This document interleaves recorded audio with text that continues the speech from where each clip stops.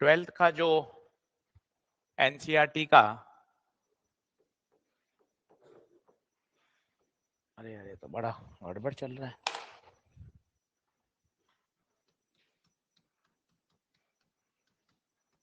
Volume 2 है, उसमें क्या क्या टॉपिक हैं? एक तो है ऑप्टिक्स, मॉडर्न और सेमी। और ये तीनों सबसे हाई वेटेज के टॉपिक हैं। अगर ईमानदारी से आप 7-8 दिन इसके पीछे पड़ जाएं, तो अगर इसका वेटेज देखें आप पिछले 5-6 साल का, तो 5 से 6 सवाल तो ऑप्टिक्स के आ रहे हैं, मॉडर्न के 5 से 6 आ रहे हैं, सेमीकंडक्टर के 3 से 4 आते हैं।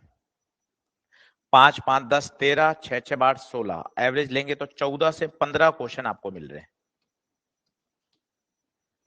15 क्वेश्चन मिलना मतलब अपने आप में बहुत बड़ी बात है, केवल 3 टॉपिक से।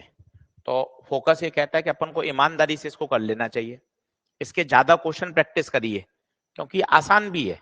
ऑप्टिक्स आपको केवल लगता है ऐसा है कि भैया कठिन है, पर अगर आपने सिस्टमेटिक कुछ प्रोफाइल्स पकड़ ली 10-12, तो अपना काम उससे बहुत अच्छे से हो जाता है ना। तो आसान चैप्टर है, थोड़ी ज्यादा प्रैक्टिस करेंगे तो बढ़िया तैयार हो जाएगा। तो आज अपन शुरू कर रहे हैं ऑप्टिक्स में पहला पार्ट, रे ऑप्टिक्स। तो शुरू करें रे ऑप्टिक्स।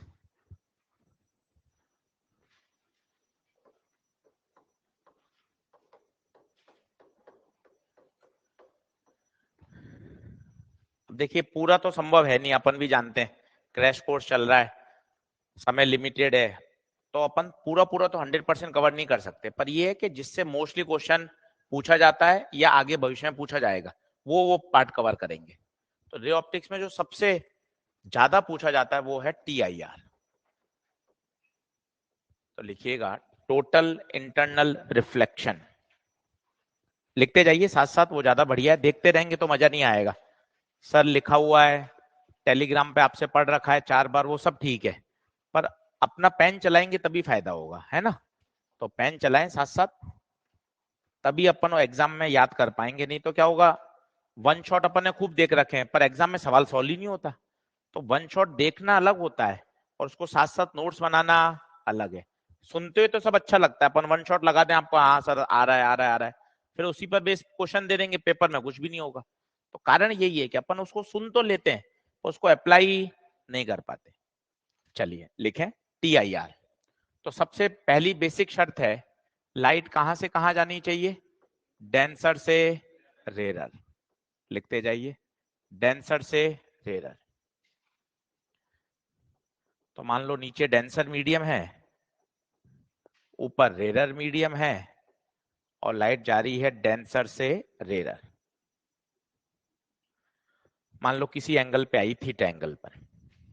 तो हम सभी 10वीं क्लास से जानते हैं, जब लाइट डेंसर से रेरर जाती है तो नॉर्मल से कहां बेंड होती है? अवे। तो देखिए कैसे बेंड होगी, ये नॉर्मल से अवे बेंड होगी। नॉर्मल ये था, नॉर्मल से अवे बेंड हो गई। जैसे जैसे आप एंगल बढ़ाएंगे ये बेंडिंग भी बढ़ती जाएगी।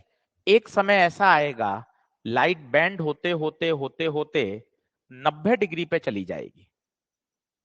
और जब लाइट 90 डिग्री पे चली जाती है, that angle is called critical angle. ये अपने आप में 2019 का सवाल है कि जब लाइट क्रिटिकल एंगल पर आती है तो एंगल ऑफ रिफ्रैक्शन बताइए। तो सीधा याद होना चाहिए कितना? 90 डिग्री। तो इसको लिखिए स्टार लगाकर, डायग्राम बना लीजिए। इस एंगल को बोलते हैं critical angle.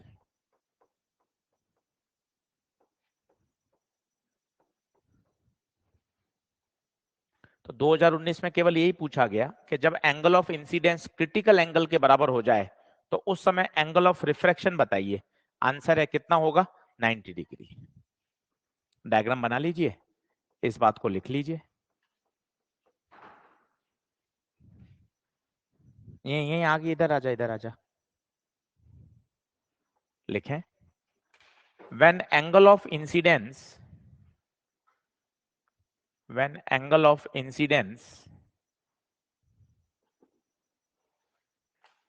becomes equal to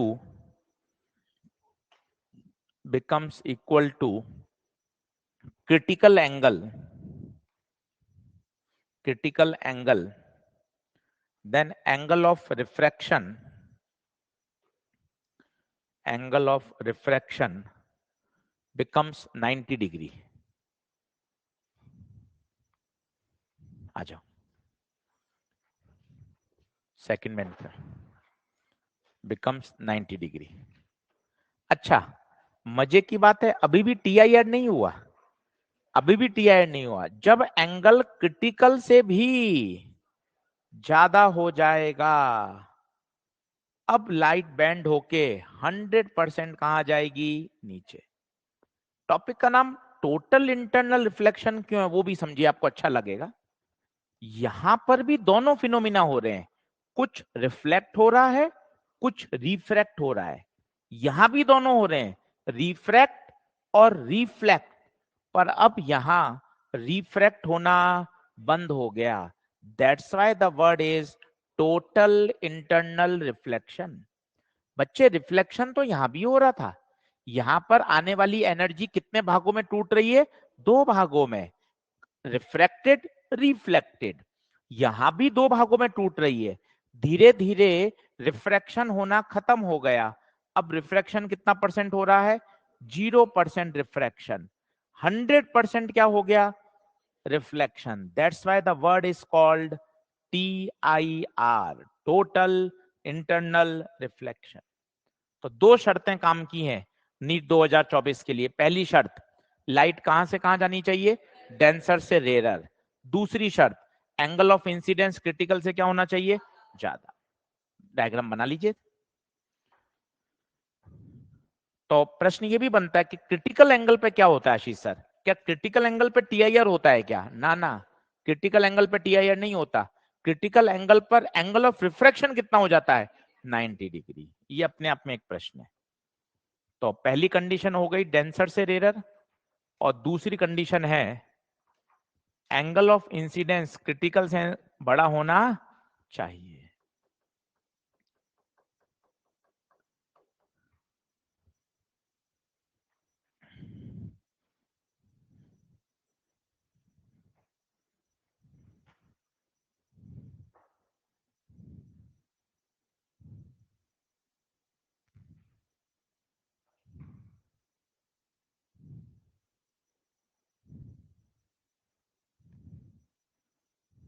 आइए जल्दी।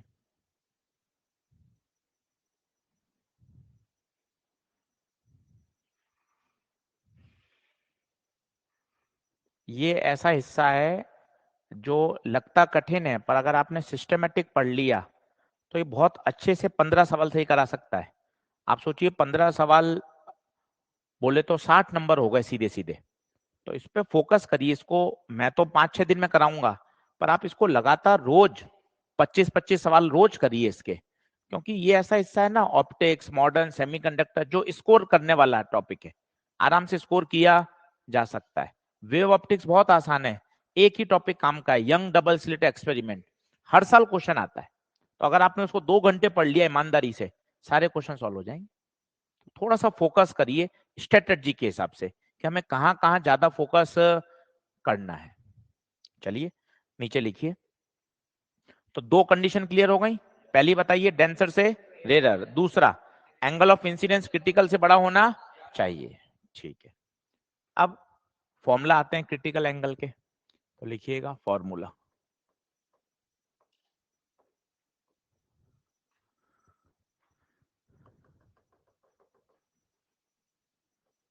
ये लाइट आई थीटा सी पर,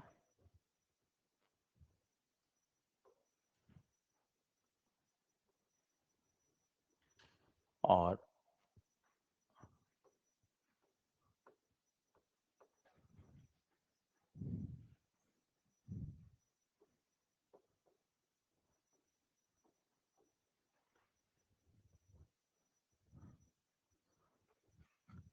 तो जब जब थीटा सी पे आओगे तब तब रिफ्रैक्शन के बाद 90 डिग्री एंगल हो जाएगा। अब स्नेल लॉ लगाइए। स्नेल लॉ कैसे लगाते हैं? नीचे का म्यू, नीचे का साइन बराबर ऊपर का म्यू, म्यू टू ऊपर का साइन। ये स्नेल लॉ लगाने का स्टाइल है। नीचे का म्यू, नीचे का साइन, ऊपर का म्यू, ऊपर का साइन। बताइए sine theta C, mu two, sine 90, 1, mu one कहाँ जाएगा, नीचे। तो साइन थीटा सी बराबर mu two by mu one. तो थीटा सी आ जाएगा बच्चे sine inverse mu two by mu one. मजे की बात है, रटने की जरूरत नहीं है। ये डेंसर है, लाइट डेंसर से रेयर में जाएगी।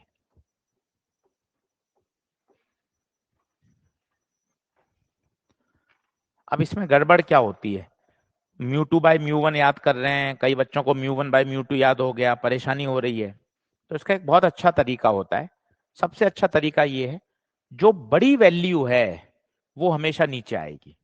इतना शानदार तरीका है। तो इसको दो लॉजिक से समझ सकते हैं। पहला लॉजिक तो क्या है, आपको साफ साफ दिख रहा है, फिजिक्स डेंसर है। डेंसर है मतलब म्यू वन ज्यादा, देख ज्यादा वाली नीचे। दूसरा लॉजिकल भी रीजन है, साइन की वैल्यू कभी 1 से ज्यादा नहीं हो सकती। अगर आपने छोटे से डिवाइड कर दिया, सोच के देखिए, छोटे से डिवाइड कर दिया, तो छोटे से डिवाइड करेंगे तो आंसर 1 से ज्यादा आ जाएगा, जबकि साइन की वैल्यू कभी 1 से ज्यादा पॉसिबल ही। तो हमेशा याद रखिए, क्रिटिकल एंगल के फॉर्मूले में बड़ी वैल्यू हमेशा कहां आएगी, नीचे, हमेशा नीचे आएगी। कभी रटने की जरूरत नहीं है, सीधा याद करिए कि आपको sine theta C mu two by mu one by mu two, मत परेशान होइए, कुछ भी लिखिए, कुछ भी लिखिए, बस सीधा ये रखिए नीचे वाली वैल्यू हमेशा बड़ी वैल्यू होनी चाहिए, खत्म। नीचे हमेशा बड़ी वैल्यू होनी चाहिए। कभी कभार वो म्यू नहीं देता, वेलोसिटी दे देता है, तो आपको म्यू का एक फॉर्मूला भी याद होना चाहिए। म्यू बराबर होता है सी बाई वी। वेलोसिटी का फॉर्मूला याद होना चाहिए, एफ इंटू लेमडा। एक छोटा पॉइंट और है, कभी भी रिफ्रैक्शन के दौरान फ्रीक्वेंसी चेंज नहीं होती।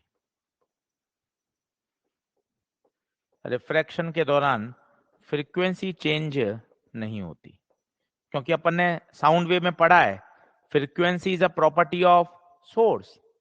लाइट आ रही है, ये लाइट कहीं से आई, कैंडल से आई, ट्यूबलाइट से आई, बल्ब से आई, वही तो प्रकाश कहां जा रहा है, दूसरे मीडियम में। जब सोर्स नहीं बदला तो फ्रीक्वेंसी भी नहीं बदलेगी। तो ये अपने आप में एक थ्योरेटिकल सवाल है, रिफ्रैक्शन के समय कभी भी फ्रीक्वेंसी बदलती नहीं है। और बढ़िया प्रश्न ध्यान से सुनिए, वो कहता है रेड कलर का प्रकाश है, अब वो हवा से पानी में चला गया, तो बताओ कलर क्या रहेगा, आंसर है रेड ही रहेगा। ये 2 बार आया हुआ पेपर में। कारण क्या है, कलर का सीधा सीधा संबंध फ्रीक्वेंसी से होता है। वापस सुनिए, कलर का संबंध किससे है, फ्रीक्वेंसी से। चूंकि फ्रीक्वेंसी वही रही, इसलिए कलर भी वही रहेगा। रेड कलर का प्रकाश पानी में जाने के बाद भी रेड कलर का ही रहेगा। तो इस बात को ध्यान रखिए, फ्रीक्वेंसी का कलर का सीधा संबंध किसके साथ है, फ्रीक्वेंसी के साथ। अगर फ्रीक्वेंसी वही रही तो कलर भी वही रहेगा। ये अपने आप में एक नीट का सवाल है। रेड कलर का प्रकाश पानी में जाने के बाद भी रेड कलर का ही रहेगा। दूसरा प्रश्न है, क्या रिफ्रैक्शन के दौरान फ्रीक्वेंसी बदलती है, आंसर है फ्रीक्वेंसी नहीं बदलती, because frequency is a property of source. बोलिए आगे बढ़ें क्या,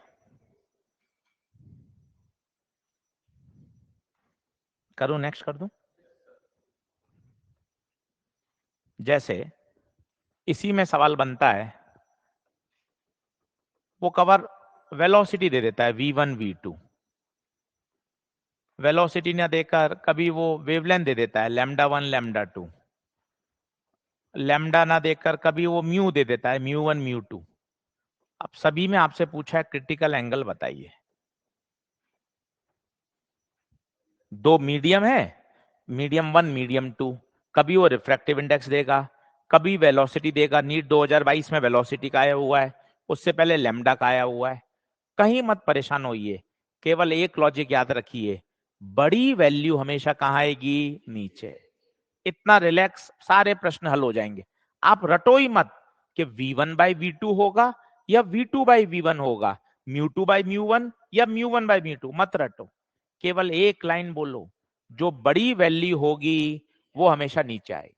और विज्ञान है इसके पीछे, तुक्केबाजी नहीं है। विज्ञान क्या है? साइन की वैल्यू कभी भी 1 से ज्यादा नहीं हो सकती, इसलिए डिनोमिनेटर में हमेशा बड़ी वैल्यू आएगी। चलिए अब खुद फॉर्मूला बनाइए।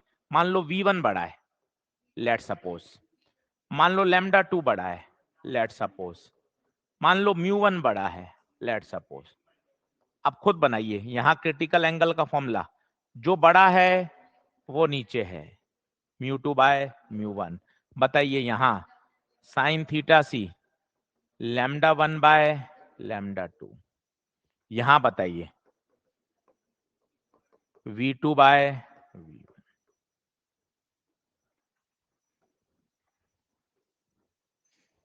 करिए।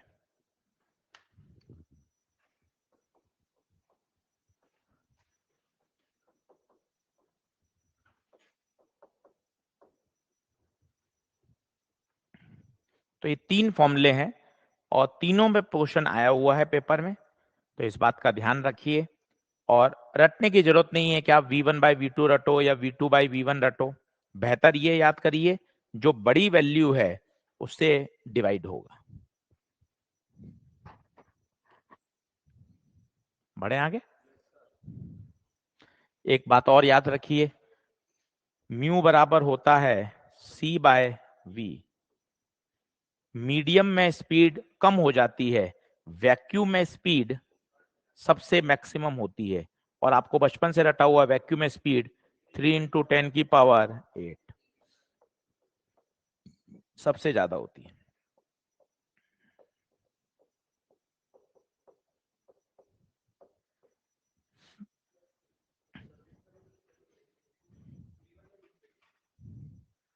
क्यों v1/v2 क्यों होगा? बड़ी तो v1 है ना।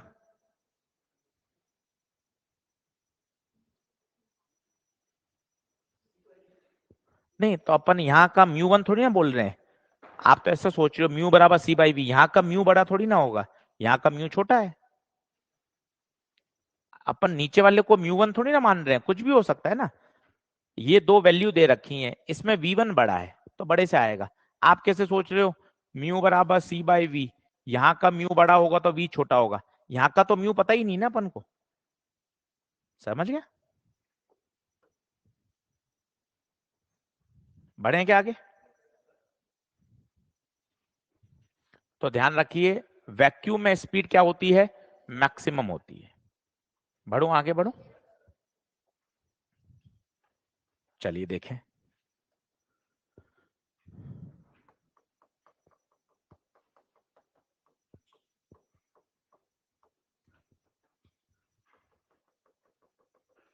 स्पीड दे रखी है 2 × 10⁸ मीटर पर सेकेंड, 1.5 × 10⁸ मीटर पर सेकेंड। दो मीडियम में लाइट की स्पीड दे रखी है 2 × 10⁸, 1.5 × 10⁸। आपसे पूछा है क्रिटिकल एंगल बताओ।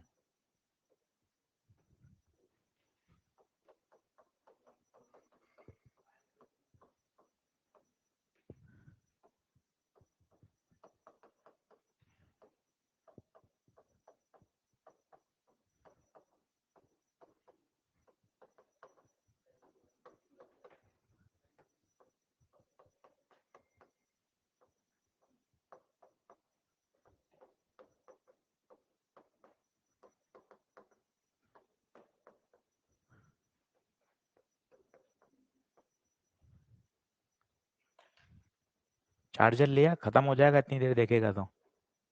है चार्ज है? फिर ठीक है, यहाँ आ जा या पीछे बैठ जा, आराम से देख ले। ठीक, चार्जर मंगाऊं तो? क्या तो है चार्ज है, कितना परसेंट है पता? फिर ठीक है, नहीं 1 घंटे में खत्म नहीं हो जाए। हाँ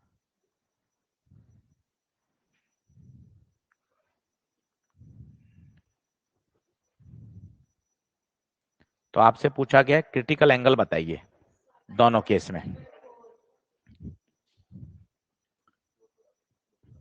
तो V1 बाई V2 या V2 बाई V1 नहीं याद करिए, सीधा याद करिए, बड़ी वैल्यू से क्या करिए, डिवाइड करिए, सीधा बड़ी वैल्यू से डिवाइड करिए, साइन थीटा सी बड़ी से डिवाइड करिए, बड़ी कितना है 2,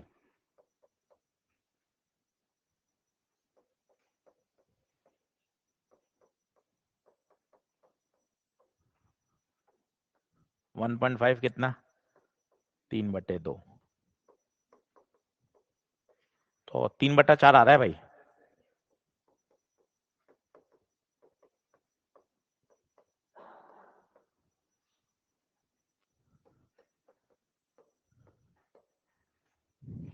ये अच्छा सवाल है, इस साल का क्वेश्चन है।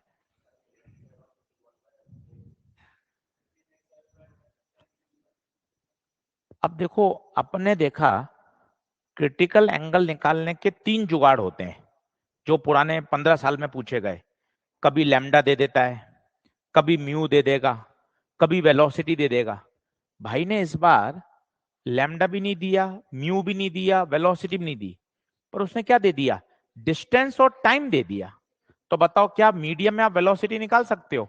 वेलोसिटी का formula distance upon time, distance 10x, time t1।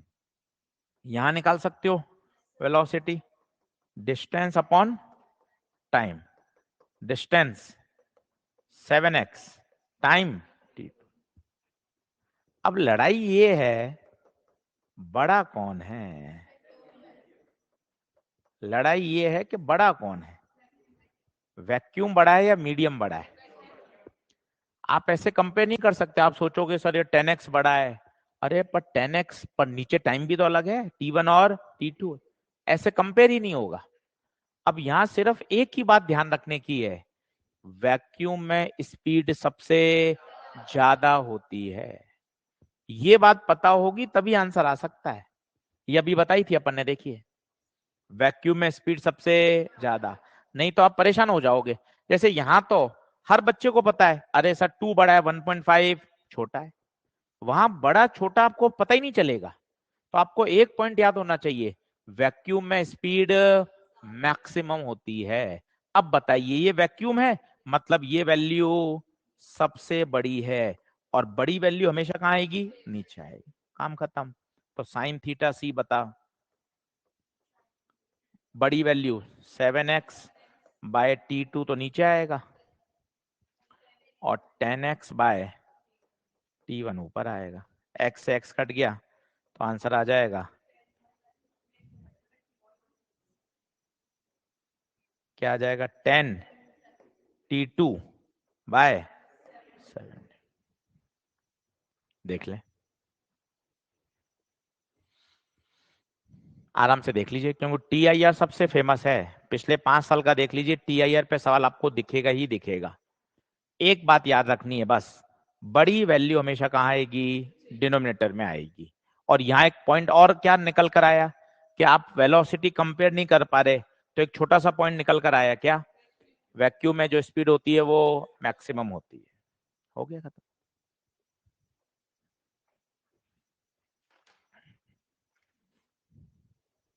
बढ़े आगे, फिर इसी में आता है, एक पॉन्ड है, ये सवाल भी काफी बार पूछा गया है, एनसीईआरटी में भी दे रखा है। एक पॉन्ड के अंदर बल्ब है, इस बल्ब से प्रकाश निकल रहा है, ये देखिए लाइट निकलेगी, डेंसर से रेयर में जाएगी, अवे, डेंसर से रेयर जाएगी, अवे, डेंसर से रेयर, अवे। एक समय ऐसा आएगा जब लाइट बाहर जाना बंद कर देगी, मतलब लाइट का क्या होने लग जाएगा, TIR।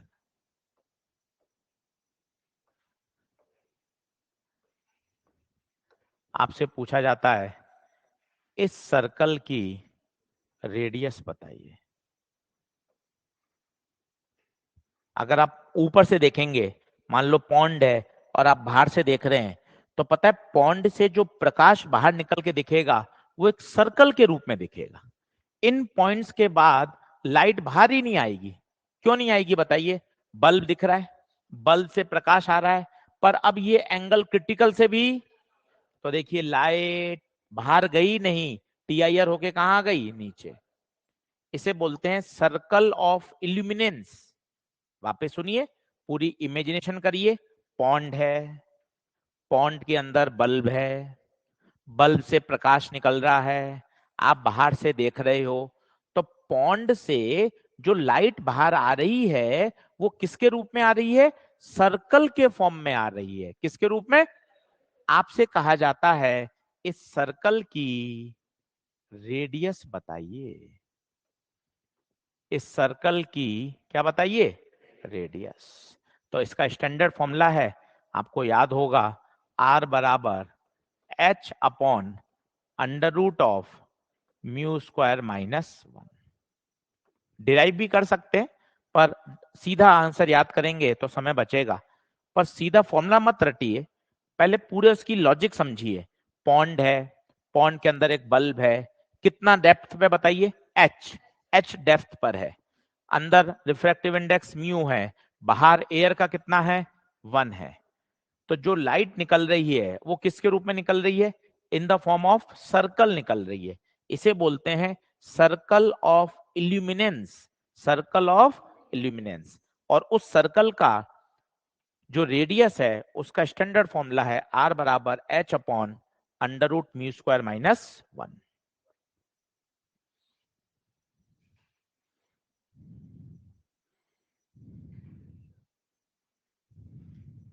अब इस पे 2 क्वेश्चन मैं आपको करके दिखाता हूं कि कैसे बनते हैं। आप मान के चलिए टीआईआर पे सवाल आना ही है। इसका अगला टॉपिक है लेंस। पिछले 10 साल से लेंस पे क्वेश्चन आता ही आता है। एक मैं आपको अभी तरीका सिखाऊंगा लेंस का एक लाइन में सॉल्यूशन कैसे होता है, उसे बोलते हैं पावर मेथड। जनरली तो लेंस मेकर से किया जाता है किताबों में, उससे एक पेज का सॉल्यूशन होता है। अभी पावर मेथड सीखेंगे, एक लाइन में सवाल को सॉल्व कर देगा और आता ही आता है। तो ये 3-4 हिट टॉपिक हैं, लेंस, आपका टीआईआर, प्रिज्म, इनसे सवाल हर साल आपको देखने को मिलेगा। चलिए आगे बढ़ें क्या, रेडियस का फॉर्मूला याद हो गया और पूरी पीछे की कहानी समझ में आई। वो कहानी इंपॉर्टेंट है, देखिए प्रश्न पढ़ के अपन को ये पता चलना चाहिए कि ये फॉर्मूला लगेगा, तभी तो इंपॉर्टेंट है। एक पॉन्ड है, पॉन्ड के अंदर एक बल्ब है, बल्ब से प्रकाश बाहर निकल रहा है। पॉन्ड से जो प्रकाश बाहर आएगा वो किसके रूप में आएगा, इन द फॉर्म ऑफ सर्कल आएगा। तो सर्कल के फॉर्म में आ रहा है, उस सर्कल की जो रेडियस है उसका फॉर्मूला है H upon under root of mu square minus 1। H क्या है, डेप्थ, कितने वो डेप्थ पर है। क्लियर है। चलिए एक क्वेश्चन करके देखिए।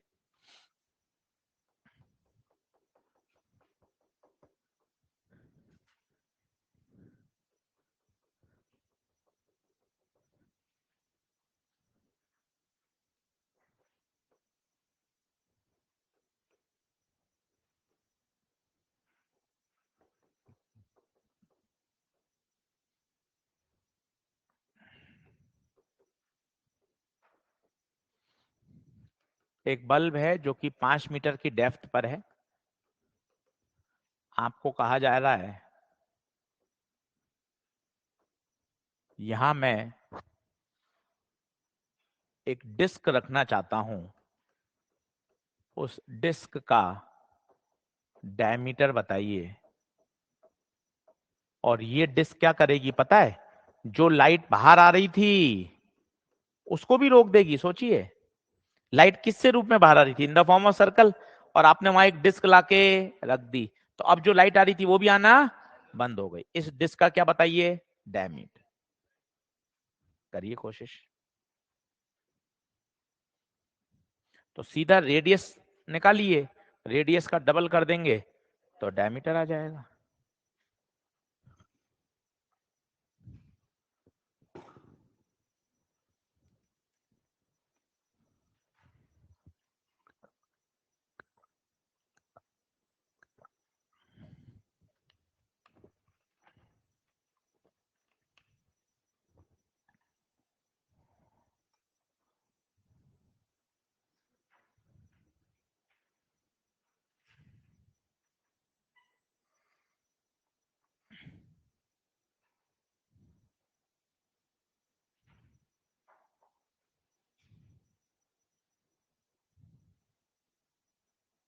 कितना 7.5। तो आर निकाल सकते हैं पहले। आर हो जाएगा H upon under root of mu square minus 1। H कितना है 5, म्यू का स्क्वायर 25/9। एलसीएम ले लीजिए, 25 में से 9 गया 16/9, 5 9 का ऊपर जाएगा 3, 15/4। ये तो रेडियस आया। अब मुझे पूछा डायमीटर बताइए।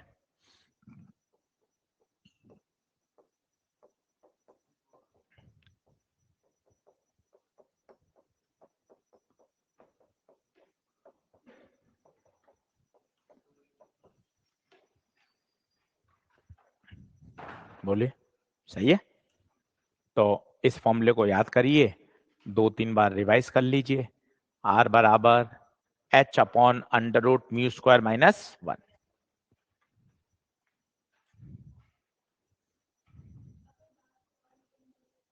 हाँ, मीडियम अपन बदल सकते हैं। कैसे? मान लो यहाँ μ1 हो और यहाँ μ2 हो। अब अपन को तो फॉर्मूला तभी याद है जब बाहर क्या होना चाहिए 1 होना चाहिए। तो अब आप क्या करेंगे, होशियारी से दोनों तरफ μ2 से डिवाइड कर दीजिए। तो जैसे ही आप μ2 से डिवाइड कर दोगे अपने आप क्या बन जाएगा 1।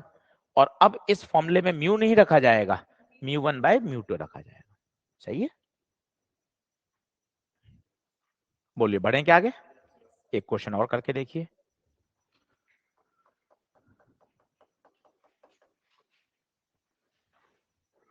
कह रहा है कॉइन है, कॉइन से प्रकाश निकल रहा है और प्रकाश ऐसे जा रहा है। ये दे रखा है 3 मीटर, ये दे रखा है 4 मीटर।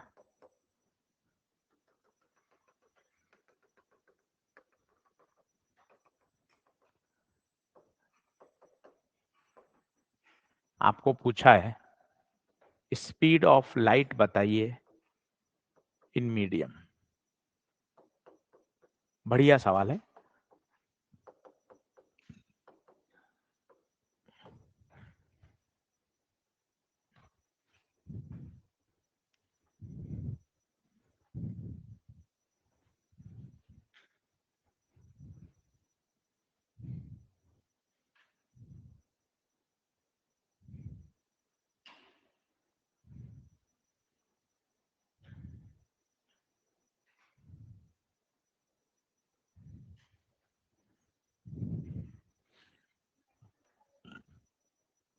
Nine by. अब स्पीड कहां से लाएं? तो स्पीड को कैसे जोड़ें? तो म्यू बराबर होता है c/v। v तो पूछा है तो मुझे म्यू पता होना। अब म्यू तो दे ही नहीं रखा।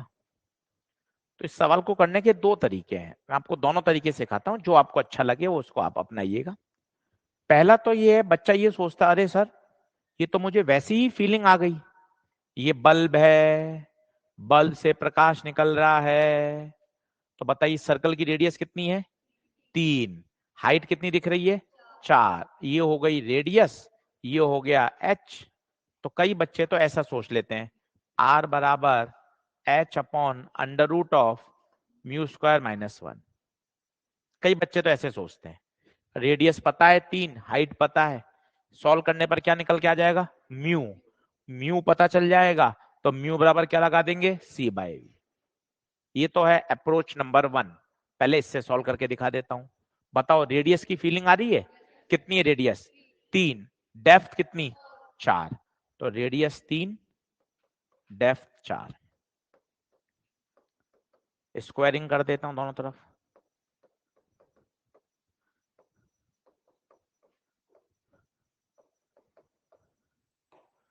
तो 9 म्यू स्क्वायर माइनस 9 बराबर 16, 16 प्लस 9 25। म्यू कितना आ गया 5/4। 3,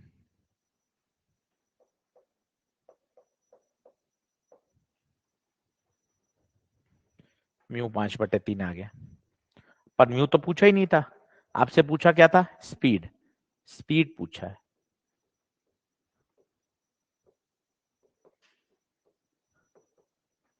तो म्यू बराबर C/V, म्यू 5/3, C 3 × 10⁸,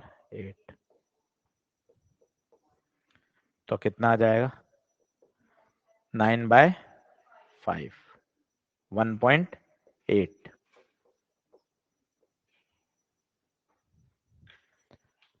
ये तो है साहब मेथड नंबर 1। होशियारी से हमने क्या किया, उस स्टैंडर्ड फॉर्मूले में इसको बदल लिया कि अच्छा रेडियस दिखाई दे रही है 3 मीटर, डेप्थ दिखाई दे रही है 4 मीटर, फॉर्मूला लगाया और सॉल्व हो गया।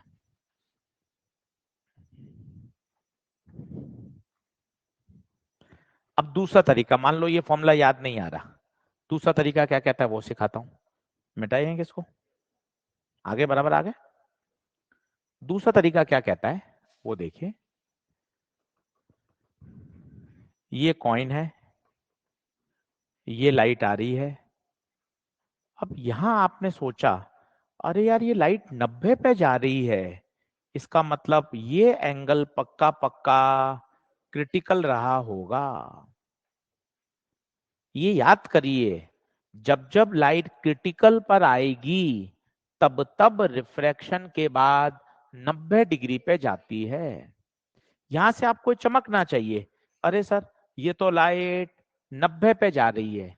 अगर 90 पे जा रही है मतलब एंगल क्या रहा होगा? क्रिटिकल एंगल रहा होगा। सोचिए ये थीटा सी है, तो क्या ये भी थीटा सी रहा होगा? Alternate angle. ये दूरी कितनी है? 3, ये दूरी कितनी है? 4। ये ट्रायंगल बाहर बना लिया अपन ने।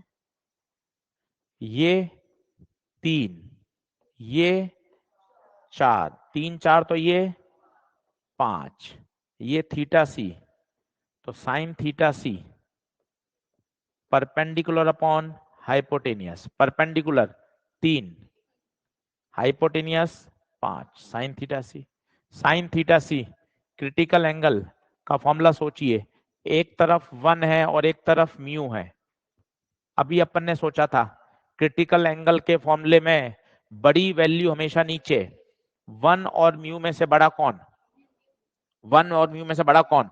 म्यू। 1 तो सबसे छोटा होता है, तो म्यू बड़ा है, तो म्यू कहाँ आएगा? नीचे। ये भी साइन थीटा सी, ये भी साइन थीटा सी, क्या कर दें? कंपेयर। तो बताइए क्या हो जाएगा? 3/5 बराबर 1/म्यू, तो म्यू बराबर 5/3। ये म्यू आ गया। सोचिए वही म्यू आ रहा था वहां भी। तो दोनों तरीके हैं, आपके वो चमक जाए आप उससे कर लीजिए, इससे चमकना चाहे इससे कर लीजिए। म्यू आ गया, अब म्यू की जगह क्या लगा दें? Mu 5/3।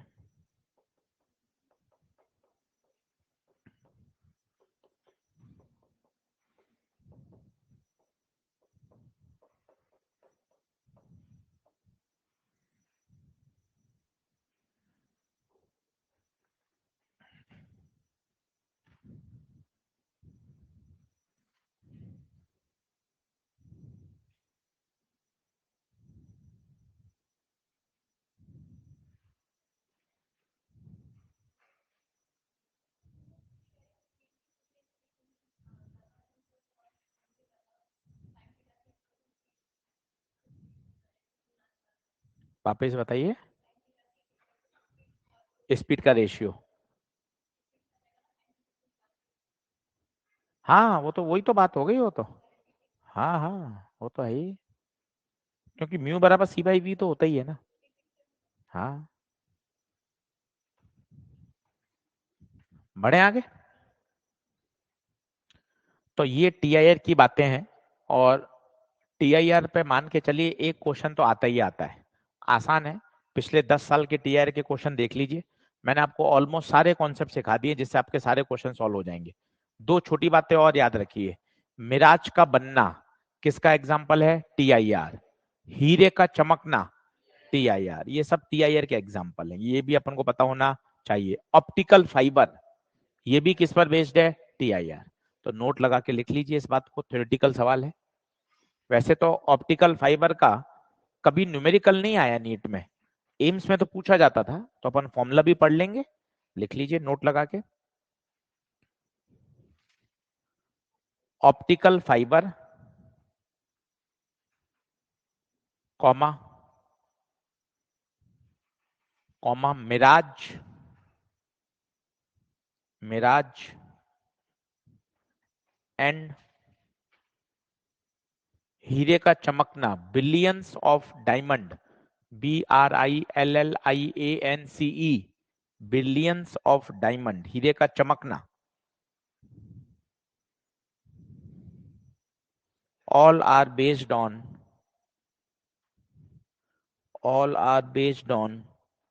TIR, all are based on TIR। चलिए आगे बढ़ते हैं, अगली हेडिंग डालिए, लेंस।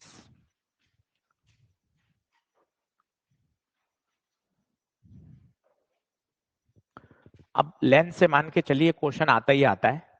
अब लेंस में क्या तरीका है, वो तरीका बढ़िया समझ लीजिए। सभी हम जानते हैं ये कोई कर्व्ड सरफेस है।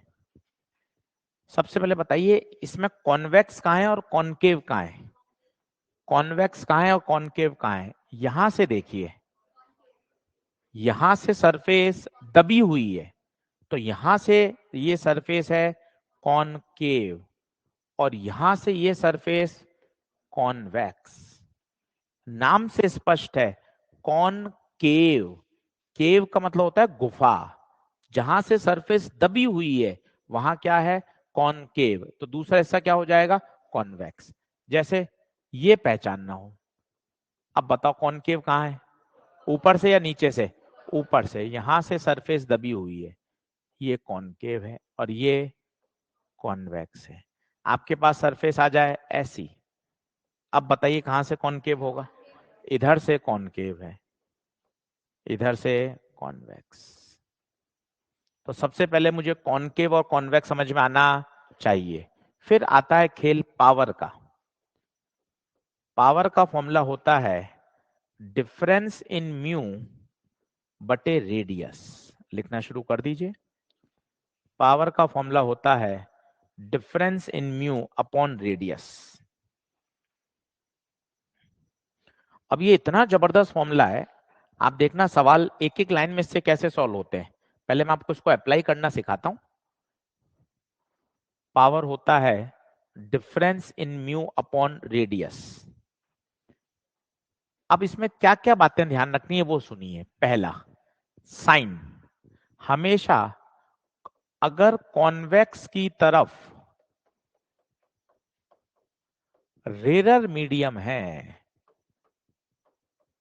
कॉन्वेक्स की तरफ रेरर मीडियम, रेरर मीडियम मतलब म्यू कम है, तो पावर हमेशा पॉजिटिव।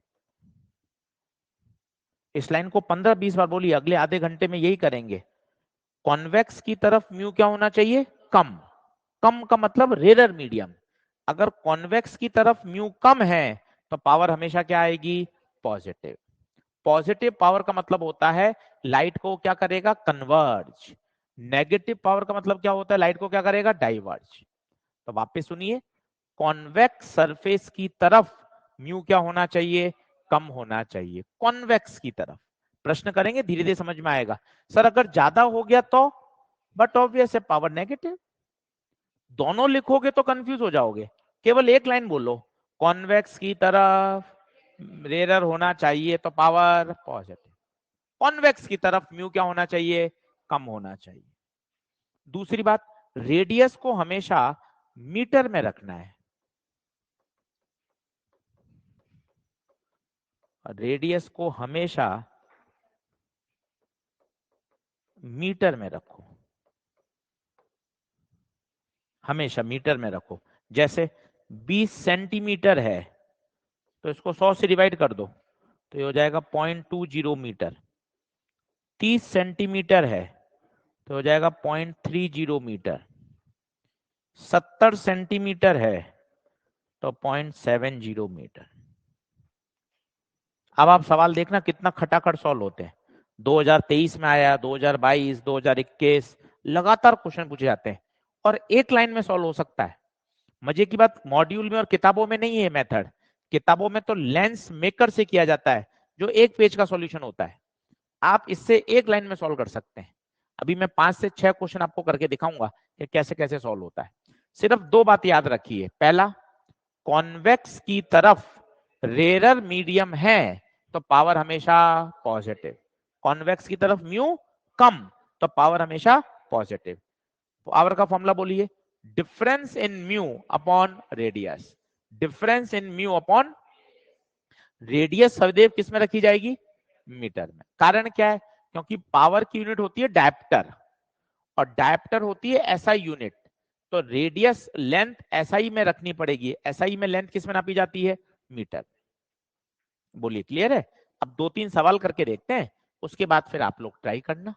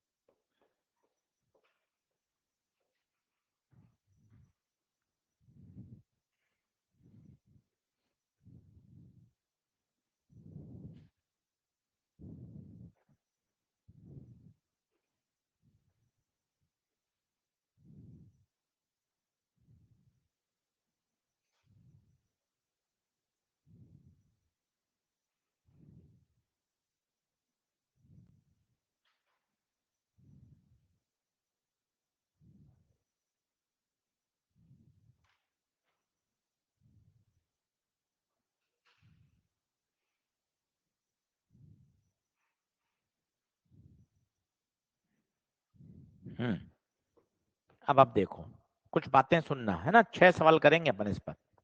पहला, पावर हमेशा सरफेस की प्रॉपर्टी होती है। बताइए कितनी सरफेस है यहाँ? 2। कैसे पता चल रहा है आशीष सर? देखो, एक सरफेस ये है, दूसरी सरफेस ये है। पावर हमेशा लेंस की नहीं होती। Power is a property of surface. जितनी सरफेस होंगी उतनी बार पावर लिखा जाएगा। बताइए कितनी सरफेस है? तो 2 बार पावर लिखा जाएगा। आइए फिर समझिए। 1 पे चलिए। बताइए इसका कॉन्वेक्स कहां है? बाहर है। यहां मैंने लिखा कॉन्वेक्स। सोचिए, कॉन्वेक्स की तरफ 1 है, अंदर 1.5 है। क्या कॉन्वेक्स की तरफ कम है? कम है तो पावर पॉजिटिव। वापस बताइए, कॉन्वेक्स की तरफ रेरर मीडियम होना चाहिए। ये देखिए, 15-20 बार दिमाग में इसको बैठाइए। कॉन्वेक्स की तरफ अगर रेरर है तो पावर का साइन पॉजिटिव लगा दीजिए। कॉन्वेक्स की तरफ रेरर होना चाहिए तो पावर पॉजिटिव हो गई। अब डिफरेंस, सर अब मैं छोटे में से बड़ा घटाऊं या बड़े में से छोटा? साइन तो आप लगा चुके, अब तो साइन कहीं आएगा ही नहीं, तो बड़े में से छोटा घटाइए। 1 और 1.5 का डिफरेंस 0.5 बटे रेडियस 0.2। ये पहली सरफेस हो गया। सीधा सीधा 2 से मल्टीप्लाई कर दीजिए। क्यों? क्यों? क्योंकि जो हाल इसका है वही तो हाल इसका है। इसका भी वही डिफरेंस है, इसकी भी रेडियस। सर अगर यहां रेडियस 30 होती तो फिर अपन एक टर्म और लिखते। अभी होशियारी क्या कह रही है? दोनों सरफेस एक जैसी हैं, दोनों का मीडियम एक जैसा है, तो अपन ने सीधा 2 से आगे आंसर खत्म। एक लाइन, पॉइंट से पॉइंट हटा, 2 से 2 कटा, आंसर +5।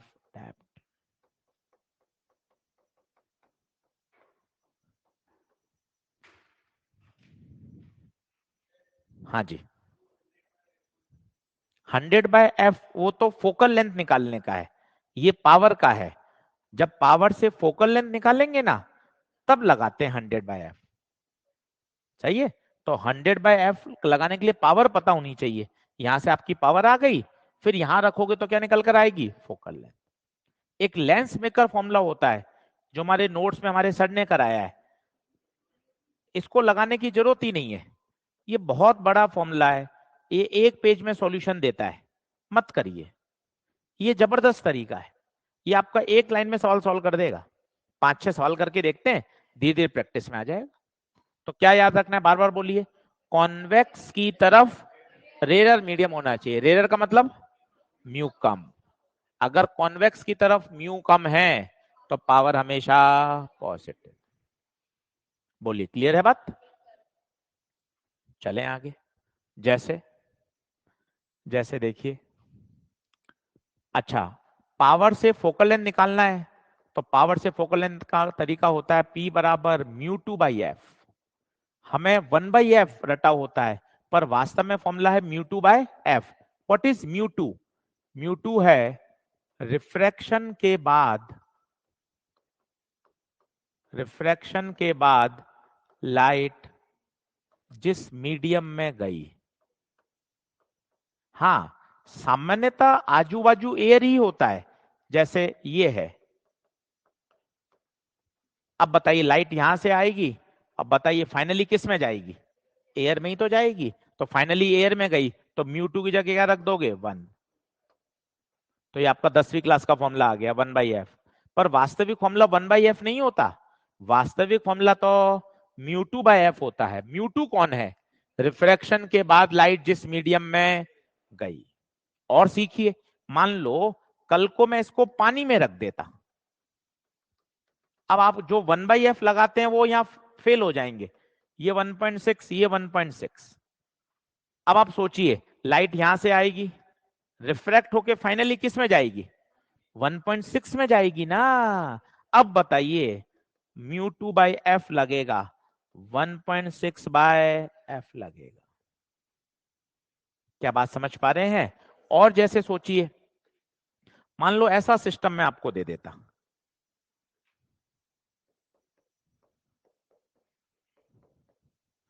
अब और मजे आएंगे। सोच के बताइए क्या लेंगे।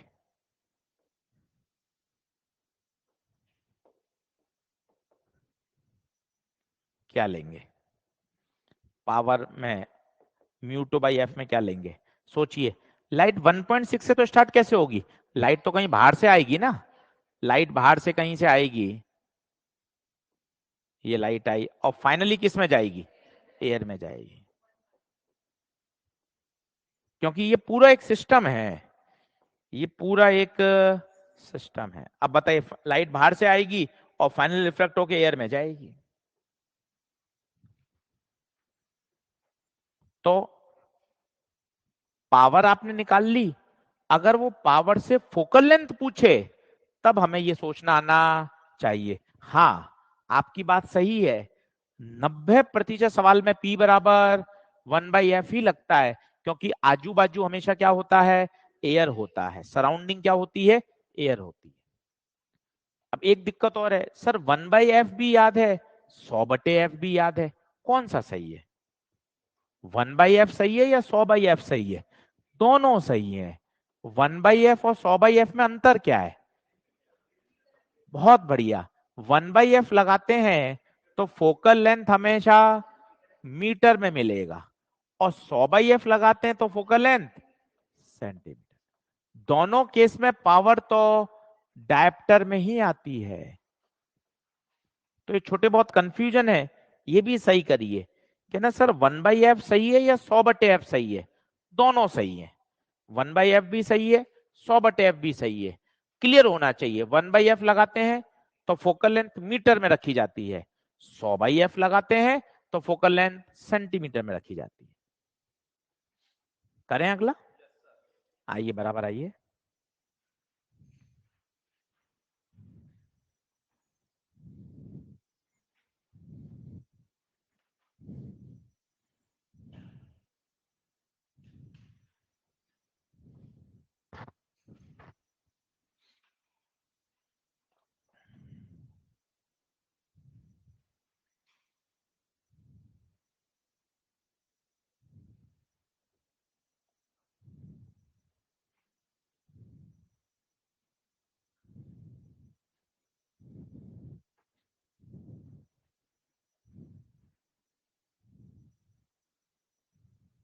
जैसे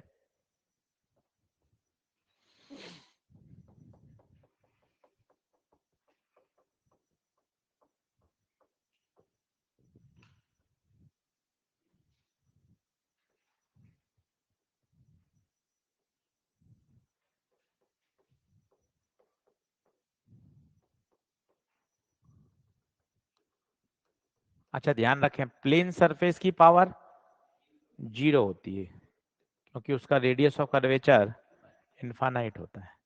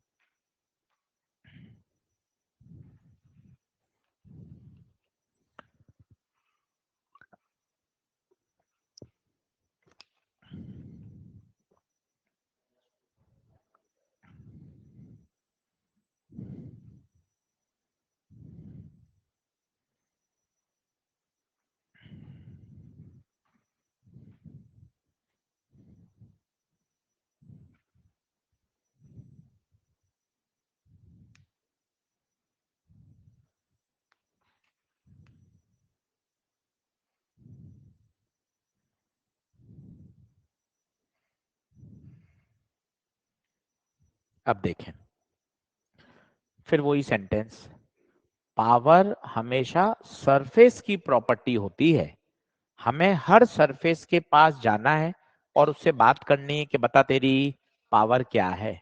एक नजर में बताइए कितनी सरफेस है? 4। 4 सरफेस हैं।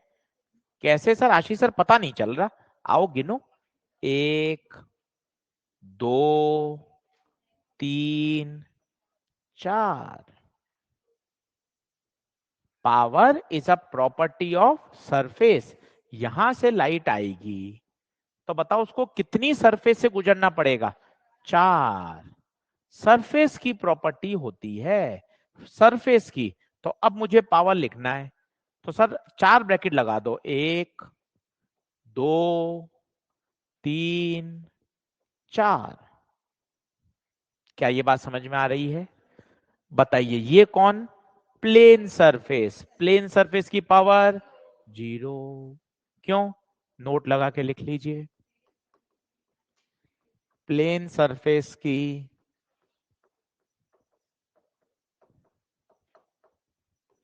पावर हमेशा 0 होती है।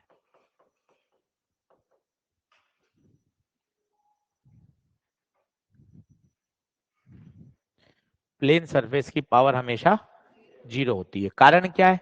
क्योंकि ये प्लेन सरफेस है, प्लेन सरफेस का रेडियस ऑफ कर्वेचर इनफाइनाइट होता है।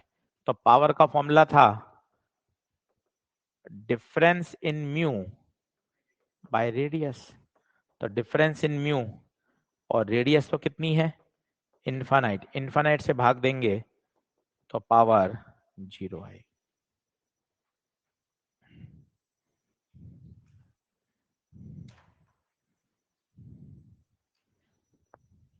तो हमेशा याद रखिए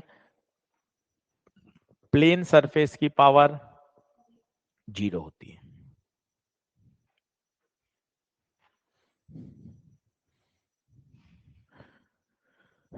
ठीक है, ये बात क्लियर है? तो प्लेन सरफेस, प्लेन सरफेस का radius of curvature infinite, radius of curvature infinite, power 0। आइए इस सवाल की तरफ बढ़िए। फिर बात सुनिए, power is a property of surface. Power हमेशा सरफेस की होती है, हमें हर सरफेस के पास जाना है और पूछना है बता तेरी पावर क्या है। कितनी सरफेस है? 4। तो 4 पावर लिखनी है। देखो मैंने 4 पावर लिखने की कोशिश करी, बताइए इसकी पावर 0, काम हो गया। अब इस पे हाथ फेरिए, इसका कॉन्वेक्स कहां है? इधर। अरे कॉन्वेक्स की तरफ तो म्यू ज्यादा है, पावर ज्यादा है, नेगेटिव। हमने सेंटेंस क्या याद किया था? कॉन्वेक्स की तरफ रेरर होगा तो पावर पॉजिटिव होगी। यहां तो कॉन्वेक्स की तरफ म्यू ज्यादा है तो power negative. Difference, difference 0.1, radius 0.2। जो हाल इसका है वही हाल इसका है, 0.1 अपॉन 0.2 प्लस इसकी, खत्म हो गया। ये इस साल का सवाल है 2023 का, तो डबल कर दीजिए, तो -0.1/0.2 इंटू 2, पॉइंट से पॉइंट हटा, 2 से 2 हटा, पावर -1 डायप्टर। और फोकल लेंथ चाहिए तो 100/f लगा दीजिए। फाइनली तो बताइए किस में जाएगी? एयर में ही जाएगी, तो म्यू2 तो 1 हो जाएगा।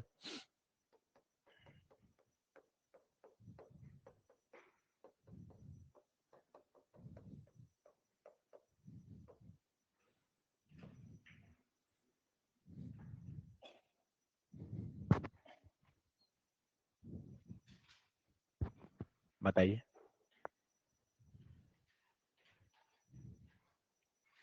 आना ही है इस पे सवाल, मान के चलिए। ये पावर का सवाल आता ही आता है, और ये इतना जबरदस्त मेथड है। अगर आप इसका ओरिजिनल सॉल्यूशन देखेंगे किताबों वाला, एक पेज में सॉल्व किया है, एक पेज।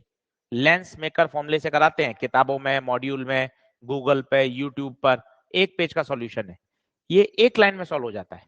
इसे बोलते हैं पावर मेथड। कभी फेल नहीं होता, कोई एक्सेप्शन नहीं है, कोई ऐसा नहीं है कि किसी में फेल हो जाएगा, हर सवाल में लगेगा। बढ़िया, एक और करके देखें। चलो अगला हो, आंसर आ गया सबका? और देखिए,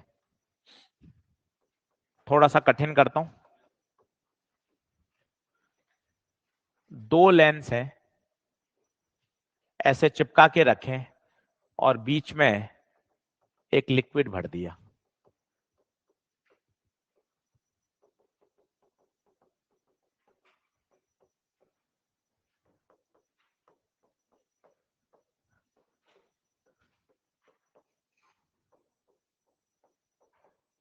सभी की रेडियस 20 है।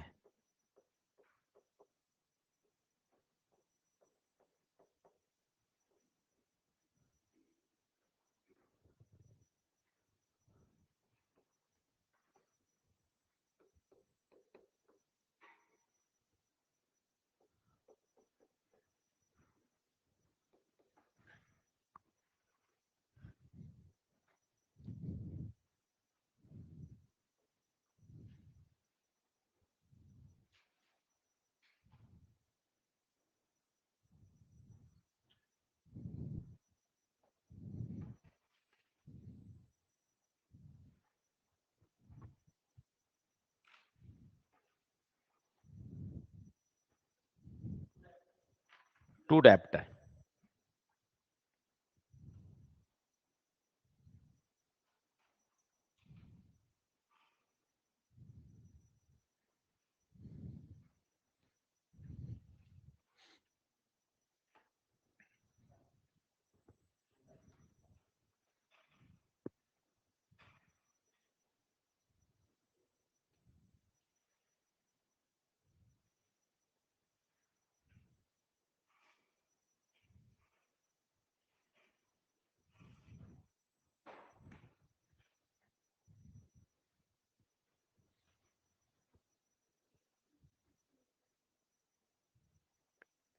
वही बात समझिए, पावर सरफेस की प्रॉपर्टी होती है। अब कितनी सरफेस है ये बताइए? 4 हैं, 4। ध्यान पूर्वक लिखना पड़ेगा। और एक ही बात है, कॉन्वेक्स की तरफ अगर म्यू कम है तो पावर पॉजिटिव, कॉन्वेक्स की तरफ म्यू कम है तो power positive.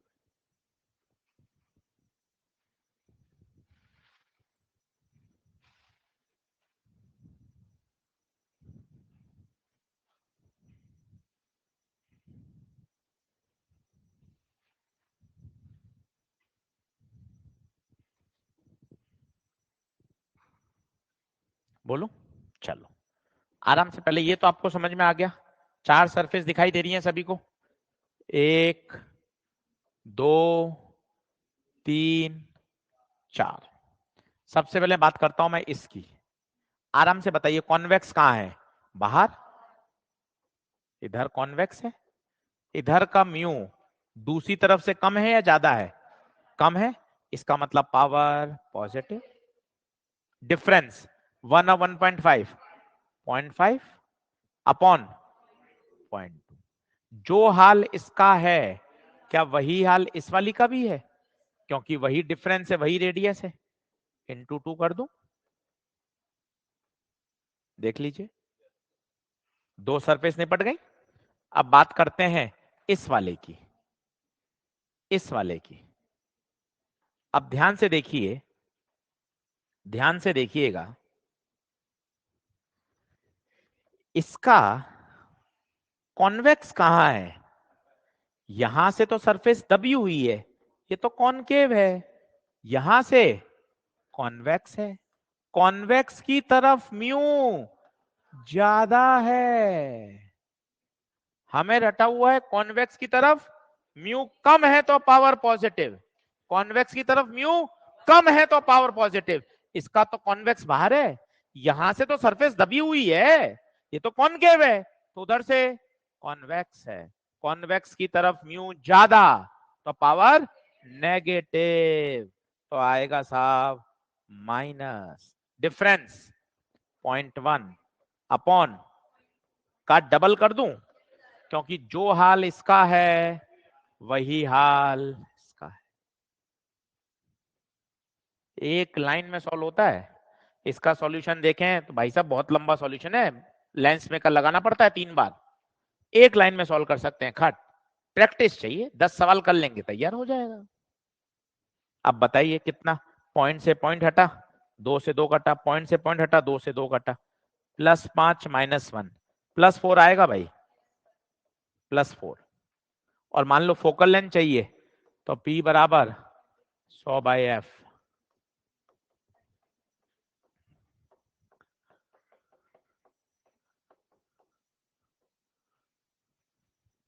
+25।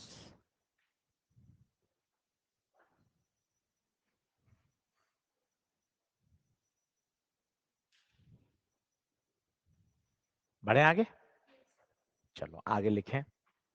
Combination of lens, combination of lens,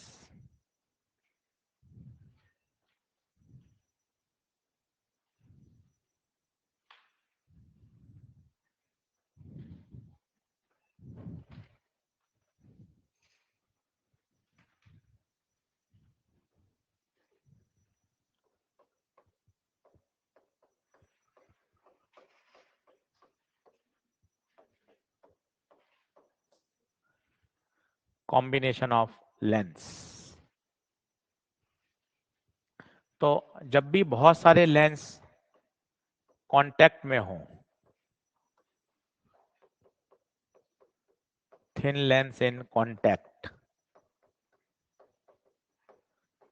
तो जो टोटल पावर होती है वो हो जाती है P1 + P2 + P3, और टोटल फोकल लेंथ होती है 1/f1 + 1/f।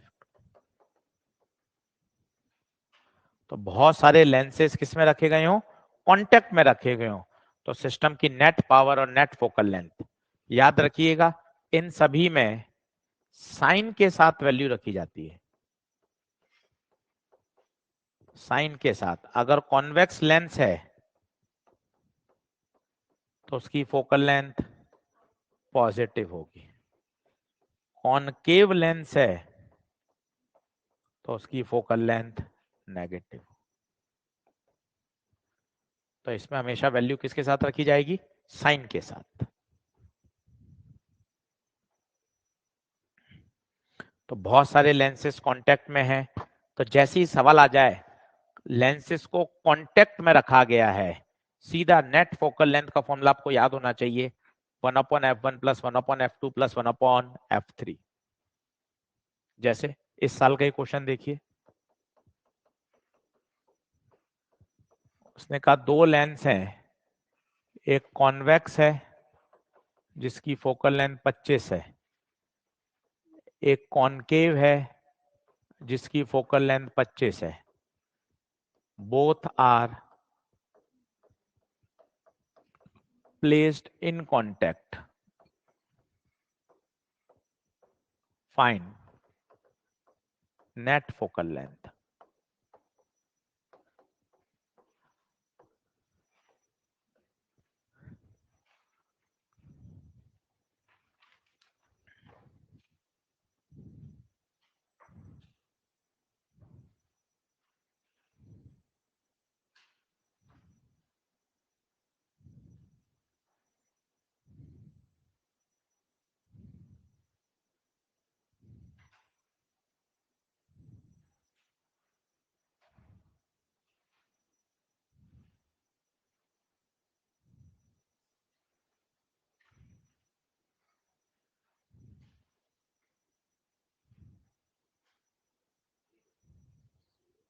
Zero, infinite, infinite.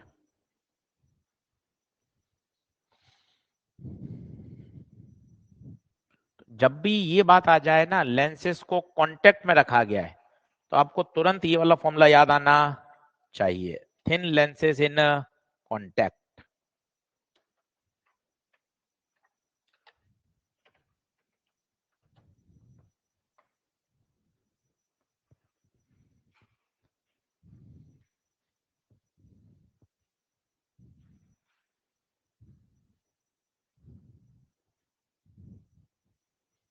अब इसमें जो गलती होती है वो ये गलती है, एक तो साइन के साथ पुट करना है, तो अगर कॉन्वेक्स है तो उसकी फोकल लेंथ पॉजिटिव रखनी है, कॉनकेव है तो फोकल लेंथ नेगेटिव रखनी है। दूसरी गलती क्या होती है, दूसरी गलती ये होती है जीरो या इन्फानाइट में कंफ्यूजन होता है, ऑप्शन में जीरो भी है और, तो बस वहां तसल्ली से सॉल्व करना है। तो पहला शब्द तो काम का है कांटेक्ट, जैसे ही कांटेक्ट शब्द आए आपको ये फॉर्मूला याद आना चाहिए, 1/f1 प्लस 1/f2। पहली बात तो ये। अब पहला लेंस कॉन्वेक्स है तो 25 नहीं +25, दूसरा कॉनकेव है तो -25, तो 1/25 और -1/25 तो खत्म ही हो गए, जीरो। बच्चा जीरो टिक कर देता ना, ये तो 1/f की वैल्यू आई है, ये तो 1/f की वैल्यू आई है भाई, f पूछा है, उल्टा कर दीजिए, आंसर इनफाइनाइट आएगा। फोकल लेंथ इंफिनिटी, कोई पावर पूछे तो जीरो आएगी। यहां गलती हो जाती है फोकल लेंथ और पावर में, बहुत तसल्ली से उत्तर देना है, फोकल लेंथ तो इनफाइनाइट है और नेट पावर जीरो है।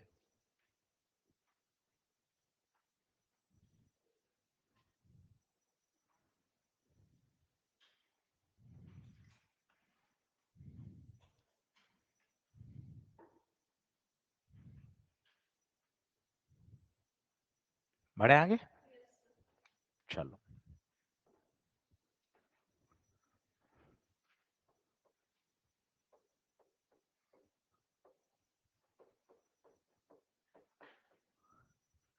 कटिंग ऑफ लेंस,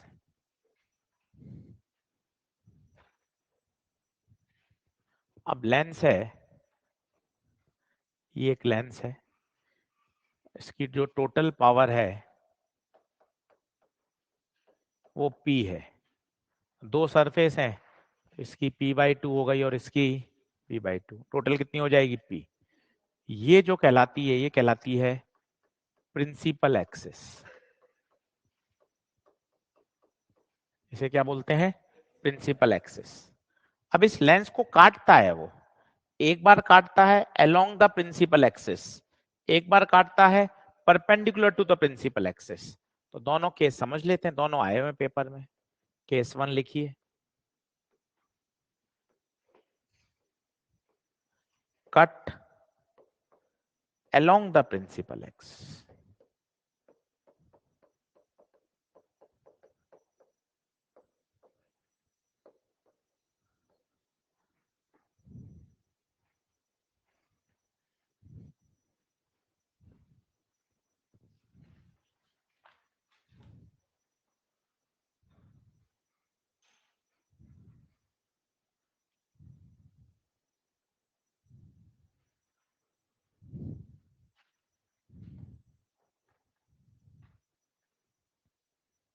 तो सोचिए अगर आप इसको काटेंगे तो इसके इससे ऐसे होंगे।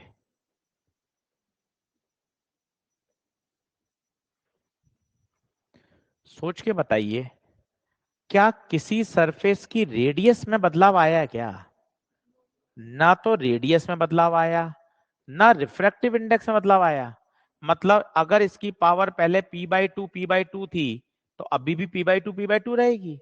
तो बताइए टोटल पावर इसकी कितनी रही? p रही। इसका मतलब काटने के बाद पावर में कोई चेंज नहीं आया। वापस समझाओ, वापस सुनो।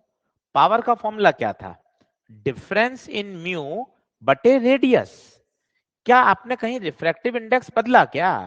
आपने रिफ्रैक्टिव इंडेक्स तो कहीं बदला ही नहीं, ना आपने कोई रेडियस बदली। इसका मतलब पावर में कोई चेंज, तो काटने के बाद पावर वही रहेगी। सोचिए फोकल लेंथ क्या रहेगी? P बराबर 1/f। पावर वही रही, फोकल लेंथ भी वही रही। परंतु अगर आपने इसी लेंस को ऐसे काट दिया, ये लेंस है, ये प्रिंसिपल एक्सिस है, और आपने इसको काट दिया perpendicular to the principal axis. अब बताइए टुकड़े कैसे होंगे? अब टुकड़े हो जाएंगे ऐसे। अब बताइए क्या चेंज आया क्या? देख लेते हैं चेंज आया कि नहीं आया। हमें क्या पता चेंज आया कि नहीं आया, देख लेते हैं। इस टुकड़े का देखिए, इस टुकड़े का बताइए, ये क्या प्लेन सरफेस हो गई? प्लेन सरफेस की पावर 0, और इसकी तो वही रहेगी p/2। अब बताइए कुल पावर, किसी टुकड़े की पावर बताइए, किसी टुकड़े की पावर p/2 प्लस 0। तो बताइए पावर वही रही या हाफ हो गई? पावर हाफ हो गई। तो फोकल लेंथ p बराबर 1/f। अगर पावर हाफ हो गई तो फोकल लेंथ डबल हो जाएगी। इनवर्सली प्रोपोर्शनल है ना, तो पावर हाफ तो फोकल लेंथ डबल। तो आपको बहुत ध्यान से पढ़ना पड़ेगा कि उसने लेंस को काटा कैसे है। तो पूरा वाक्य पढ़ना पड़ेगा। Lens is cut along the principal axis या परपेंडिकुलर द प्रिंसिपल एक्सिस। ये प्रिंसिपल एक्सिस है। कैंची ऐसे चलाएंगे तो इसे कहा जाता है अलोंग द प्रिंसिपल एक्सिस।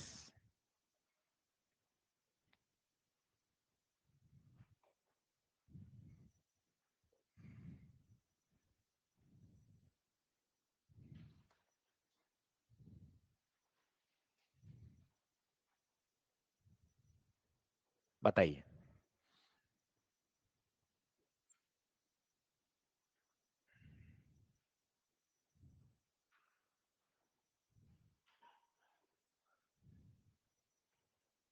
बढ़ो आगे।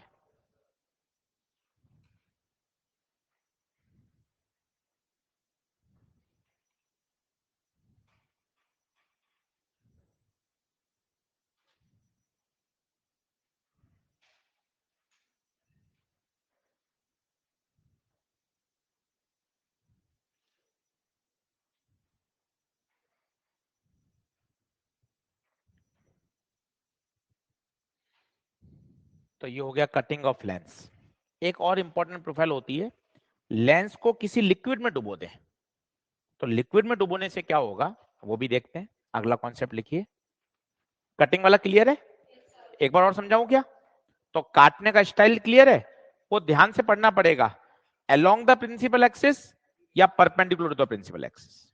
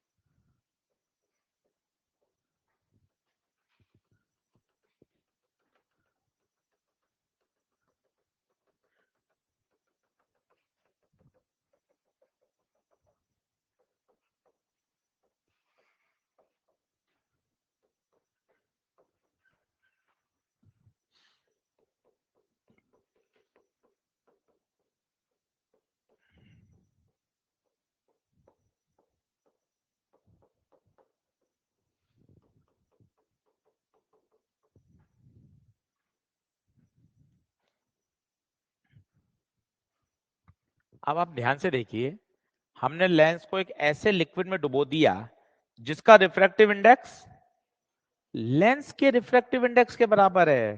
ध्यान से देखो,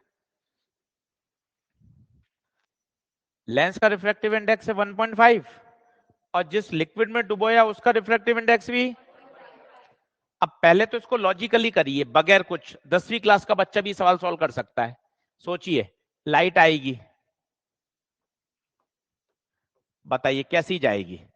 क्या सीधी चली जाएगी क्या? क्यों सीधी क्यों चली जाएगी? लाइट मुड़ती ही क्यों है? Due to change in medium. Refraction phenomena होता ही क्यों है? ड्यू टू मीडियम में चेंज। बाहर 1.5 है, अंदर भी वापस 1.5। इसका मतलब लाइट बैंड ही नहीं होगी, बिना मुड़े सीधी निकल जाएगी। इसकी पावर 0 होगी। पावर का मतलब होता है कन्वर्ज या डाइवर्ज करने की एबिलिटी। इसने लाइट को ना तो कन्वर्ज किया ना डाइवर्ज किया, तो इसकी पावर 0 है। पावर 0 पहला कॉन्सेप्ट। सर मैं इस तरीके से नहीं समझ पा रहा। ठीक है, आपने जो फॉर्मूला पढ़ा उससे देख लीजिए। पावर होता है डिफरेंस इन म्यू बटे रेडियस। इतने सवाल आपने किए, डिफरेंस इन म्यू बटे रेडियस। अब बताइए डिफरेंस इन म्यू, बाहर भी 1.5 अंदर भी 1.5, डिफरेंस कितना? 0। तो पावर कितनी आ गई? 0। दूसरा प्रश्न सुनिए, वो बड़ा जबरदस्त है। एनसीईआरटी ने क्या दिया है? एनसीईआरटी ने कहा एक जादूगर है और लेंस को वो एक लिक्विड में डुबोता है और लेंस इनविजिबल हो जाता है। क्या हो जाता है? तो बताइए लिक्विड का रिफ्रैक्टिव इंडेक्स क्या होगा? आंसर है लिक्विड का रिफ्रैक्टिव इंडेक्स लेंस के रिफ्रैक्टिव इंडेक्स के बराबर होगा। क्यों? क्योंकि इमेज बनती कब है? जब लाइट का रिफ्रैक्टेड रे का पॉइंट ऑफ इंटरसेक्शन होगा। पॉइंट ऑफ इंटरसेक्शन तो हो ही नहीं रहा। पॉइंट ऑफ इंटरसेक्शन हो ही नहीं रहा, क्योंकि लाइट तो कैसी चली गई? सीधी चली गई। तो इसे बोलते हैं लेंस बिकम्स इनविजिबल।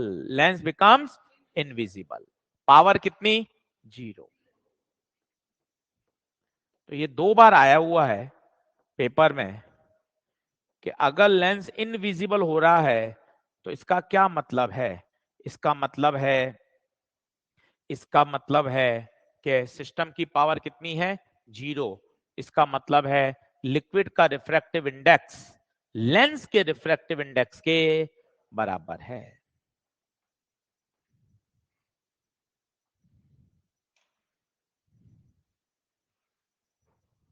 बढ़े आगे।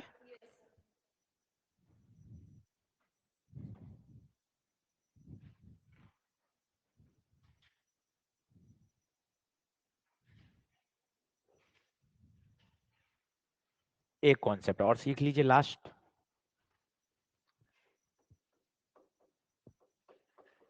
कभी कभार वो ऐसे मीडियम भर देता है,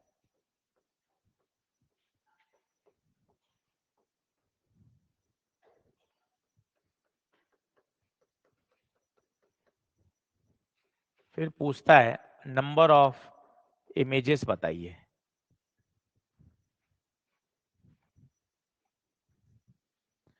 ऊपर म्यू1 भरा, फिर म्यू2 भर दिया, फिर म्यू1 भर दिया, फिर म्यू2 भर दिया। नंबर ऑफ इमेजेस बताइए। तो बहुत आसान है, ऐसे सवालों को करने के लिए 4-5 रे मान लीजिए। बताइए रे 1 को किसमें से होकर गुजरना पड़ेगा? म्यू1। रे 3 को भी म्यू1। तो दोनों जो म्यू1 से निकलेंगी वो एक ही जगह कटेंगी। रे 2 को म्यू2 से और रे 4 को भी। तो जो जो म्यू1 से निकलेगा वो एक ही जगह जाके कन्वर्ज होगा, जो जो म्यू2 से निकलेगा वो दूसरी जगह जाके कन्वर्ज होगा। तो बताइए कितनी इमेज? 2 इमेज। पर आपने ऐसा अगर रट लिया कि अच्छा 2 रिफ्रैक्टिव इंडेक्स थे तो 2 इमेज, गड़बड़ हो जाएगा। भाई ने एक बार सवाल ऐसा दे दिया, ऐसे म्यू1 म्यू2 भर दिया। अब बताइए कितनी इमेज? अब कितनी इमेज? तो रटिए मत। तरीका क्या कहा था आपने? कि सर 4 रे बना दीजिए, ये 4 बना दिए, 1 2 3 4, ये 4 रे बना दी। अब ईमानदारी से बताइएगा, हर रे के साथ एक जैसी परिस्थितियां हैं क्या?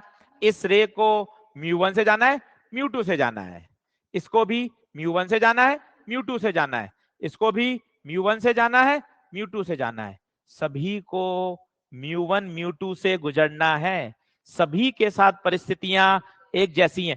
यहां नहीं थी, इस रे को केवल, तो ये अलग जगह जाएगी, इसको केवल μ2 से जाना है, यहां हर रे को हर बार सेम मीडियम से ही गुजरना है।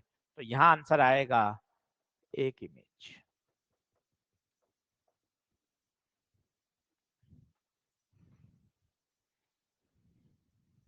बोलिए। तो भैया ये सबसे फेमस टॉपिक है TIR और लेंस। कल मैं इसी को आगे बढ़ाऊंगा, कल सिखाऊंगा प्रिज्म और सिखाऊंगा मिरर, ऑप्टिकल इंस्ट्रूमेंट, और क्वेश्चंस करेंगे, क्योंकि ये इतना आसान टॉपिक है कि आप इसको बहुत बढ़िया तैयार कर सकते हैं। आज अपन ने 2 बातें कवर करी, एक तो TIR किया, TIR पे सवाल कर लिए काफी सारे, और अपन ने लेंस पढ़ा, लेंस पे सवाल कर लिए। सही है, कल इससे आगे बढ़ेंगे, कल पढ़ाऊंगा प्रिज्म और इस पे न्यूमेरिकल कराऊंगा, आराम से पढ़ेंगे। देखिए पूरा सिलेबस 100% के पीछे मत भागिए, जितना मैक्सिमम कवर हो सकता है उतना होगा। अपन सोचेंगे सर 45 दिन में पूरा ही पढ़ा दो, तो पूरा तो संभव ही नहीं, आप समझते हैं, पर जितना जितना पढ़ रहे हैं वो मोस्ट हाई वेटेज के टॉपिक हैं, जिससे सवाल आना ही आना है। क्लियर बात? चलिए, थैंक यू। कल मिलेंगे वापस, मतलब टाइम टेबल आप देखते रहिएगा, जब जब मेरी क्लास आएगी, एक दिन मेरी आएगी, एक दिन परवेश सर की आएगी।